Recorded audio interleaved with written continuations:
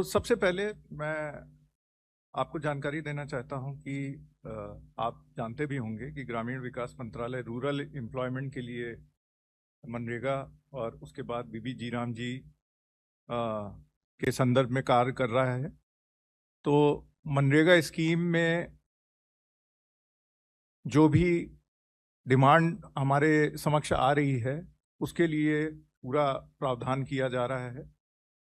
बीबी जीराम जी के आने तक स्मूथली ट्रांजिशन हो जाए, इसके लिए जो जो कार्रवाई करनी पड़ रही है उसका समय पे हम लोग ध्यान रख रहे हैं। अभी पूर्व में 2 दिन पहले ही माननीय ग्रामीण विकास मंत्री जी ने देश में जितने भी ग्रामीण विकास माननीय मंत्री जी हैं उनके साथ प्रेस कॉन्फ्रेंस भी की थी और उनसे अनुरोध भी किया था कि कोई भी कार्य सृजन में कोई बाधा ना आए, there should not be any disruption in work creation, और जितना भी पेमेंट है वो समय पे हो जाए।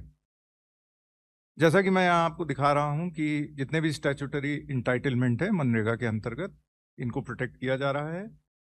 जो हमारे पेमेंट्स हैं, वेज रेट्स हैं, उन पे सुचारू रूप से कार्य चल रहा है।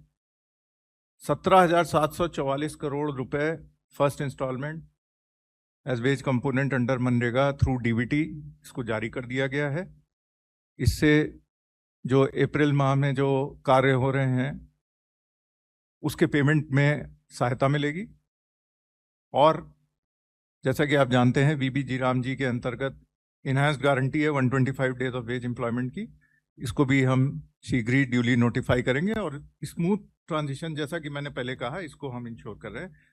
तो संक्षेप में मैं ये कहूँगा कि जितना भी मनरेगा या बीबी जीराम जी ये डिमांड बेस्ड स्कीम्स हैं और जितना भी इसमें डिमांड आता है उसके लिए हमने उचित प्रावधान किया है। आपको विदित भी होगा कि 21% इस वर्ष आरडी मिनिस्ट्री का बजट अधिक है पिछले वर्ष से, और इसमें भी इसलिए ऐसी डिमांड को एडजस्ट करने में हमें पूरी सहायता मिलेगी। नेक्स्ट,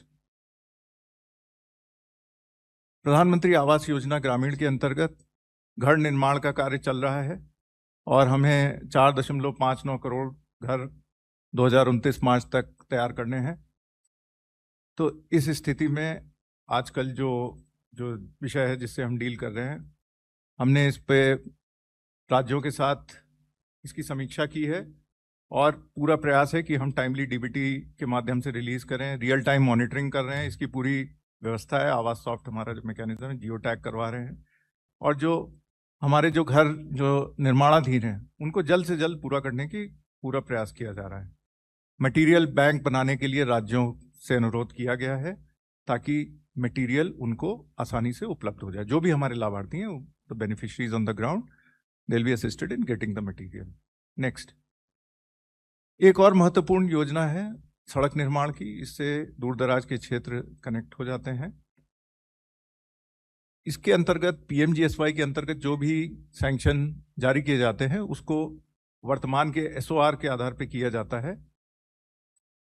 इस स्लाइड में आपको ये दिखाया गया है कि पीएमजीएसवाई 1, 2, 3 और road connectivity project for left wing extremism affected areas के अधिकतर कार्य सैंक्शन हो गए हैं।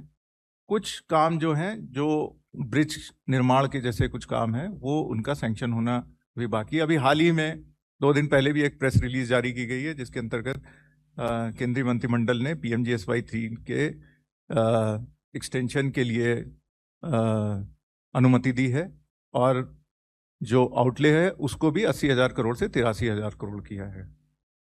पीएमजीएसवाई 4 के अंतर्गत 12,100 किलोमीटर का रोड वर्क सैंक्शन किया जा चुका है और टेंडरिंग स्टेज पे है। और इसमें अभी देखा गया है कि बहुत ज़्यादा इसमें इम्पैक्ट नहीं पड़ा है। फ्यूचर बैचेस में जैसे जैसे अगर एसओआर बढ़ता है तो उसी के अनुसार हम लोग इसका अप्रेजल करेंगे। नेक्स्ट, ग्रामीण विकास मंत्रालय में डिपार्टमेंट ऑफ लैंड रिसोर्सेज भी हैं। उनके द्वारा 50 लाख हेक्टेयर पे एक PMKSY 2.0 स्कीम भी कार्यान्वित की जा रही है। इसके माध्यम से एग्रीकल्चर इंटेंसिफिकेशन, हॉर्टिकल्चर और पास्टर डेवलपमेंट किया जाता है और वो बड़े क्लोज कोऑर्डिनेशन में मिनिस्ट्री ऑफ एग्रीकल्चर के साथ काम कर रहे हैं और भी जो भी स्टेक होल्डर मिनिस्ट्रीज हैं, जिससे कि अगर जैसी भी इमर्जिंग सिचुएशन हो उनके इम्प्लीमेंटेशन से संबंधित तो उस पर शीघ्र से शीघ्र कार्रवाई की जा सके।